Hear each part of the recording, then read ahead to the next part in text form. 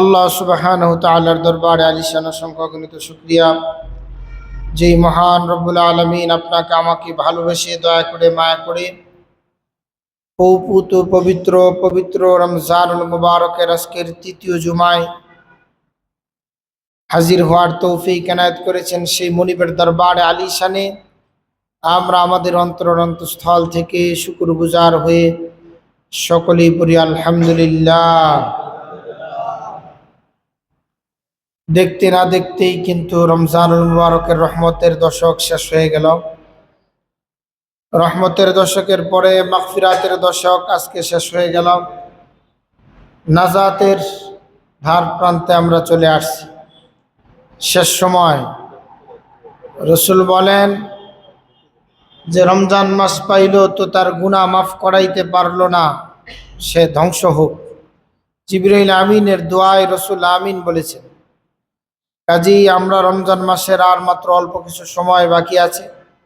আমরা চেষ্টা করব বাকি সময়টা গনিমত মনে করে, অতীব জরুরি মনে করে, হায়াতের শেষ সময় মনে করে আল্লাহ পাকের সান্নিধ্যে ইবাদতে কাটাইবার চেষ্টা আমরা করব ইনশাআল্লাহ।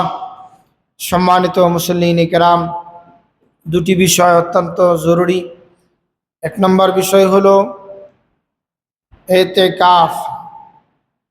ইতিকাফ শব্দের অর্থ হলো নীরব অবস্থান করা, নীরবে অবস্থান করা, স্থির থাকা। স্থির মানে সে নীরবে বসে বসে ইবাদত বন্দেগী করবে। ইতিকাফ হলো সুন্নতে মুআক্কাদে কিফায়া। এই রাজাবাড়ি কেন্দ্রীয় মসজিদের টোটাল এরিয়ায়, এই মসজিদের এরিয়ায় একজন ব্যক্তিকে ইতিকাফে বসতেই হবে। যদি কেউ না বসে সকলে গুনাহগার হবে। আর যদি একাধিক মানুষ বসে তাহলে আরো বেশি নেকির বাগদার হবে। কিন্তু ইতিকাফে বসতেই হবে। জানাজার নামাজ হলো ফরজে কিফায়া। সকলের জানাজায় উপস্থিত হওয়া লাগবে এরকম কোনো বিষয় না। পরিবার থেকে একজন গেলেই হয়। তো ইতিকাফের অবস্থাটা এরকম, ইতিকাফে একজন বসলেই হবে ইনশাআল্লাহ। নবী আলাইহিস সালাম 10 বছর একটানা 10 বছর ইতিকাফ করছেন। নবীজি মদিনাতে যতদিন ছিলেন 10টি বছর ইতিকাফ করেছেন। যেই বছর উনি পর্দা করেছেন, ওফাত করেছেন, এই বছরও ইতিকাফ করেছিলেন। আমি আর আপনি ইতিকাফ করার ব্যাপারে, চিন্তা ভাবনার ব্যাপারে আমাদের যে ঝামেলা, আমাদের যে পেরেশানি, দেখেন তো নবীজির আমাদের অবস্থা আর নবীদের অবস্থা। নবী আলাইহিস সালাম দ্বীনের কাজ করেছেন। 9 জন বিবি ছিল, সন্তানাদি ছিল, সাহাবায়ে কেরামের বিশাল কাফেলা ছিল। এই যে এত ব্যস্ততার ভিতরে নবীজি ইতিকাফ করেছেন, আমাদের চাইতে অনেক বেশি ব্যস্ত ছিলেন। আমি আর আপনি আমাদের জীবনের ভিতরে কি একবার 10 দিন ইতিকাফ করার সুযোগ আমরা বের করতে পারি না? এটা আমাদের ব্যর্থতা। চেষ্টা করলে উপায় হয়। অ্যাক্সিডেন্ট করেছে, ইনফেকশন হয়েছে, 10 দিন নয় 1 মাস মেডিকেলের বেডে আমরা শুয়ে থাকতে পারি। কিন্তু ইতিকাফের অসংখ্য অগণিত ফজিলতের ভিতরে হলো, একদিন যদি কোনো ব্যক্তি ইতিকাফ করে, ফজিলত বলি, একদিন, রাতের কথা বলা হয় না, শুধু দিন, একদিন ইতিকাফ করে, তাহলে জাহান্নামকে আল্লাহ তাআলা তার থেকে 2 খণ্ড দূরে সরিয়ে দিবেন। বলেন সুবহানাল্লাহ। আল্লাহর হাবিব বলেন, উম্মত আমার, এর একটা খণ্ড কতটুকু? মাগরিব থেকে শিমাল পর্যন্ত, শিমাল থেকে জুনুদ পর্যন্ত পৃথিবীর এই যে বিশাল একটা আয়তন আছে, এই আয়তনের চেয়েতো বেশি হলো দূরত্ব 1 খণ্ড। ভাইরা আমার, অন্য এক হাদিসের মধ্যে নবীজি বলেন, আল্লাহর কোন বান্দা যদি আল্লাহকে রাজি আর খুশি করার জন্য ইতিকাফ করে, সুন্নতে মুআক্কাদার ইতিকাফ করে তো আল্লাহ তাআলা পরওয়ারদিগারে আলম বান্দার আমল নামাই দুটি কবুল হজ আর দুটি উমরার নেকি দান করবেন। সুবহান। এজন্য ভাইরা আমার, পবিত্র রমজান মুবারকের গনিমতের এই সময়টা ইতিকাফ করা। ইতিকাফের ভিতরে একটা হলো সুন্নতে মুআক্কাদায়ে কিফায়া, সুন্নত মুআক্কাদা, আরেকটা হলো নফল ইতিকাফ, আরেকটা হলো ওয়াজিব ইতিকাফ। ওয়াজিব ইতিকাফ হলো মান্নতের ইতিকাফ, আমার ছেলেটা যদি সুস্থ হয়ে যায় তো আমি ইতিকাফ করব। এই যে মান্নতের ইতিকাফ, মান্নতের ইতিকাফের সাথে রোজার মাসের সম্পর্ক নাই। রমজান মাস ছাড়া এই মান্নতের ইতিকাফ পুরা করতে হবে, রোজা রাখা লাগবে। আর মান্নতের ইতিকাফ রমজান মাসে পুরা করা যায় না, রমজান মাসে সুন্নত ইতিকাফ আর নফল ইতিকাফ পুরা করা যায়। নফল ইতিকাফ হলো অল্প সময়ের জন্য, একদিনের জন্য, 10 ঘন্টার জন্য। ইফতারির সময় ঢুকেছেন তো তারাবি পড়ে বের হইলেন। অল্প সময়ের জন্য মসজিদে প্রবেশ করা, এটা হলো নফল ইতিকাফ। এই ইতিকাফ কিন্তু আমরা সকলে ইচ্ছা করলে করতে পারি, আমাদের সুযোগ আছে। আর যারা সুন্নতে মুআক্কাদে কিফা এই ইতিকাফের ভিতরে শামিল হবে, রাসূল বলেন অবশ্যই অবশ্যই শবে কদরের মহা দৌলত তার তাকদীরে নসিব হয়ে যাবে। সুবহানাল্লাহ। ভাইরা আমার, এই জন্য ইতিকাফ পুরুষেরা মসজিদের যে কোনো এক জায়গায় বসবে, পর্দা সহকারে বসবে। দুনিয়াবি আলাপ আলোচনা করা যাবে না। দুনিয়াবি আলাপ আলোচনা বাদ দিয়া শুধু ইবাদতে মগ্ন থাকতে হবে। তো ইবাদত না করে আবার একবারে চুপও থাকা যাবে না। অনেকগুলি কথাকে ছোট করে বলতেছি এই কারণে, যাতে করে আপনারা অল্প কথায় বুঝতে পারেন। ইতিকাফে বসা ব্যক্তি ঝগড়াঝাটিতে লিপ্ত হতে পারবে না। হাদিসের বর্ণনাটা এইভাবে ছিল, আগেকার জমানায় মসজিদের পাশে পানি পাওয়া যাইত না, কূপ অথবা পুকুর অনেক দূরে থাক। ইতিকাফকারী গোসলের প্রয়োজন যদি হয় তাহলে ওখানে গোসল করতে পারবে, প্রয়োজন হলে, না হলে গোসল ছাড়াই থাকবে। কিন্তু এখন তো আধুনিক যুগ, মসজিদের পাশেই গোসলখানা। আগে জুমার মসজিদগুলি এত ব্যাপক আকারে ছিল না। মাশাআল্লাহ এইভাবে এসেছে, জুমার নামাজ পড়ার জন্য সে মসজিদে যেতে পারবে। কারণ পাঞ্জেগানা মসজিদগুলি ছিল বেশি পরিমাণে, জুমার মসজিদ ছিল একটা। তাও তো রাজাবাড়ি এই সমাজের ভিতরে জুমার মসজিদের সংখ্যা, এই মসজিদের আন্ডারে যারা আছে, দেখা যায় যে এই মসজিদ একটু বড় মসজিদ, এই হিসাবে সবাই একসাথে হয়। ভাইরা আমার, এই জন্য জুমার মসজিদে যেতে পারবেন। অনেকে ব্যবসায়িক মানুষ ইচ্ছা করেছেন ইতিকাফে বসবেন, বেচা কিনা করা লাগে। হাদিসে পাকের মধ্যে নবীজি বলেন, ব্যবসায়ী মানুষ ইতিকাফে বসেছে, তার পণ্য বেচা কিনার জন্য পণ্য মসজিদে আনা যাবে না। যেহেতু সে ব্যবসায়ী মানুষ, মসজিদের ভিতরে সে এই ব্যবসার কার্যক্রম ইশারা ইঙ্গিতে অল্প কথাই শেষ করতে পারবে, কিন্তু পণ্য মসজিদে ঢুকানো যাবে না। বিপদের কথা। আত্মীয় স্বজন মারা গিয়েছে, জানাজায় উপস্থিত হবে। দূরত্ব যদি বেড়ে যায়, সময় যদি বেশি চলে যায়, তাহলে ইতিকাফ নষ্ট হয়ে যাবে। এজন্য যিনি ইতিকাফে বসবেন, একেবারে বুবা মানুষ ইতিকাফে বসার দরকার নেই। হ্যাঁ, ইলমে দ্বীন চর্চা করে ইতিকাফে বসা জায়েজ। কেউ যদি কোরআন শিখে এবং শিখায়, কেউ যদি মসজিদের ভিতরে কোরআন শিখায় এবং শিখে, ইতিকাফ অবস্থায় হাদিস পড়ে এবং পড়ায়, ইলমে দ্বীন অর্জন করে, তাহলে এটা জায়েজ, উত্তম কাজ। খায়রুকুম মান তাআল্লামাল কুরআন ওয়া আল্লামা, কোরআন শিখে এবং শিখায়, এটা হলো উত্তম কাজ। সম্মানিত সুধী, এই জন্য ইতিকাফে যারা বসবেন, 3 দিনের হোক, 1 দিনের হোক, 10 দিনের হোক, চেষ্টা করবেন ইতিকাফে বসে যেন আপনি ইবাদত থেকে খালি না হন।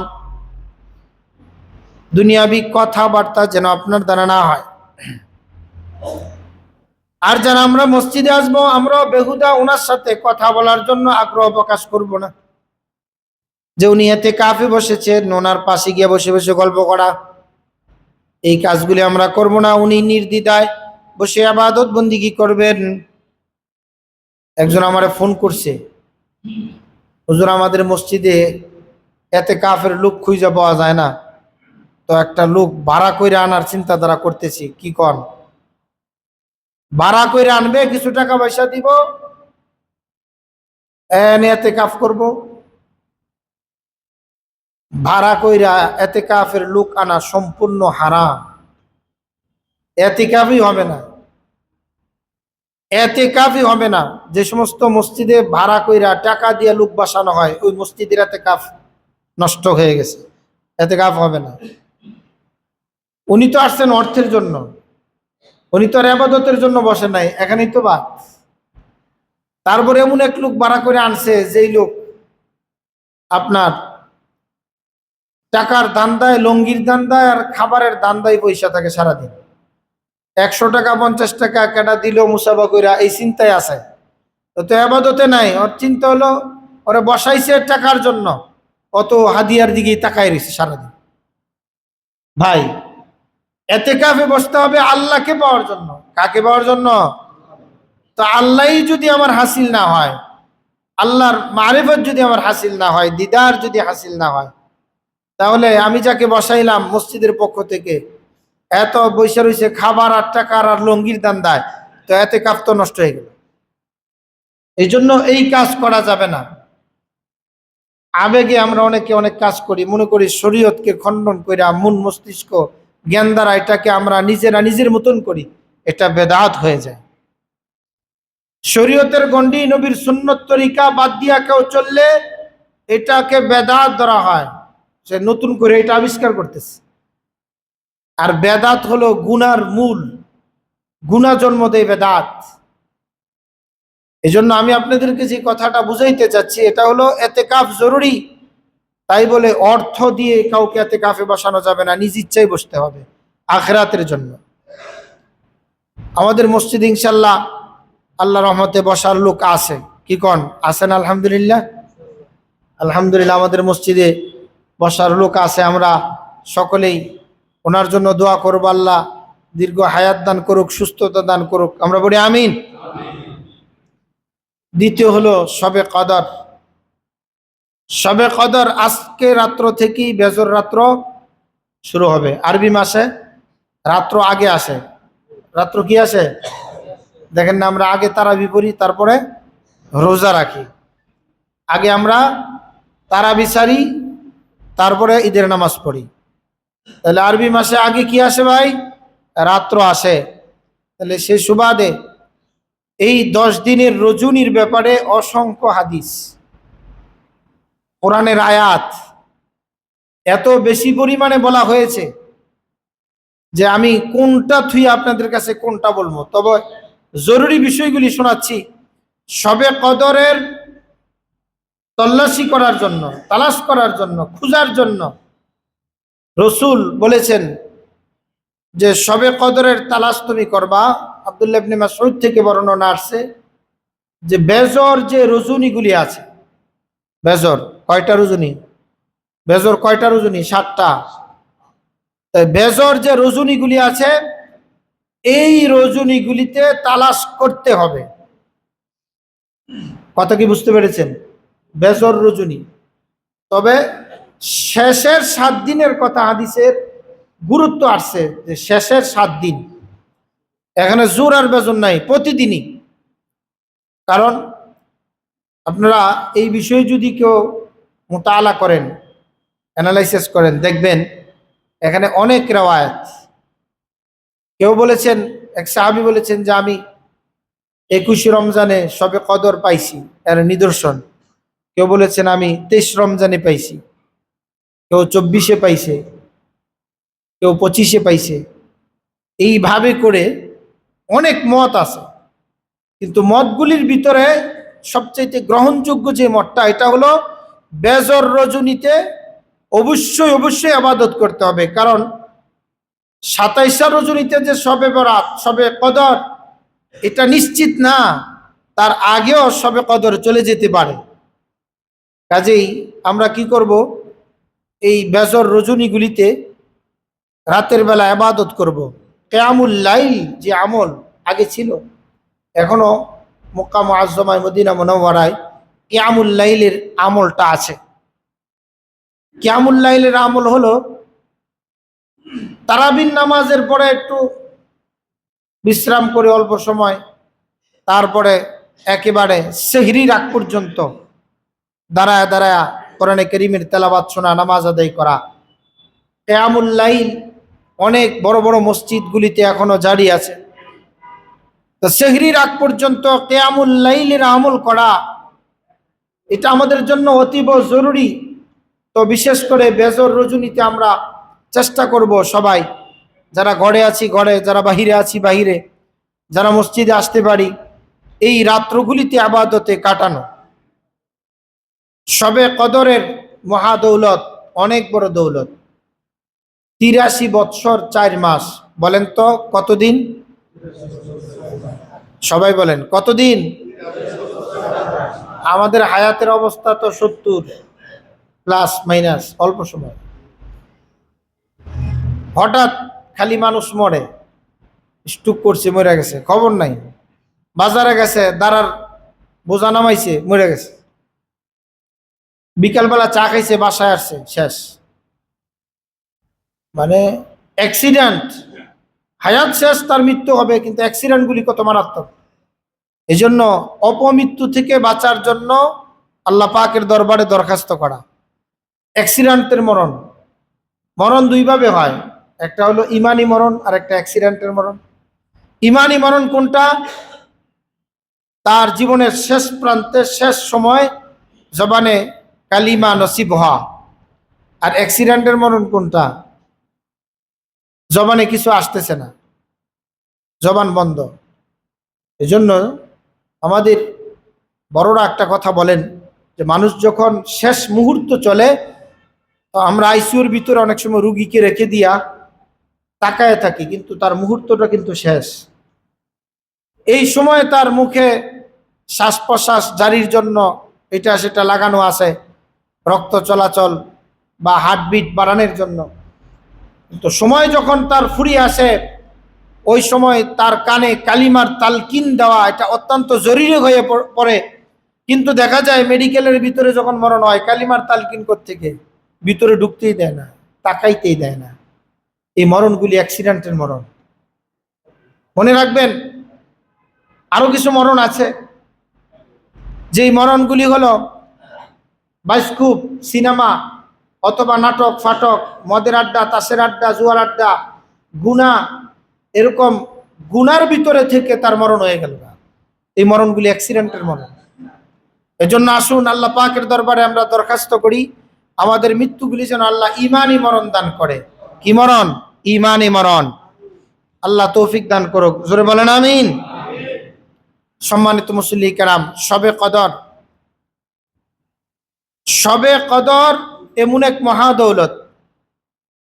নবী আলাইহিস সালাম এই শবে কদরের ব্যাপারে বলেছেন, সাহাবীরা শবে কদর তালাশ করো তোমরা। সাহাবায়ে কেরাম তালাশ করছেন, তাবিরা তালাশ করছেন, তাবিরা তালাশ করছেন, কিন্তু আমরা তালাশ করি না। রমজানের এই শেষ সময়গুলি ব্যবসায় মনোযোগী হই, চাকরিতে মনোযোগী হই, ঘর বাড়ি রং লাগানোর দিকে মনোযোগী হই, ঘর সাজানো ফার্নিচার ডক করার দিকে মনোযোগী হই, পোশাক আশাক কাপড় বাড়িঘরের যা আছে এগুলা পুরানগুলি পাল্টায় নতুনগুলি লাগানোর দিকে মনোযোগী হই। কিন্তু রসুল বলছেন শেষ দশকে তোমরা ইবাদতে মনোযোগী হও। কিন্তু আমরা শেষ দশকে বাড়ির রং লাগায়, উনি ফার্নিচার পাল্টায়, কাপড় বানায়, খালি এদিকেই ঘুরে না। তাহলে শেষ দশকটা আমাদের ইবাদতে কাটাইতে হবে। নবী আলাইহিস সালাম শেষ দশকের কথা বলেছেন।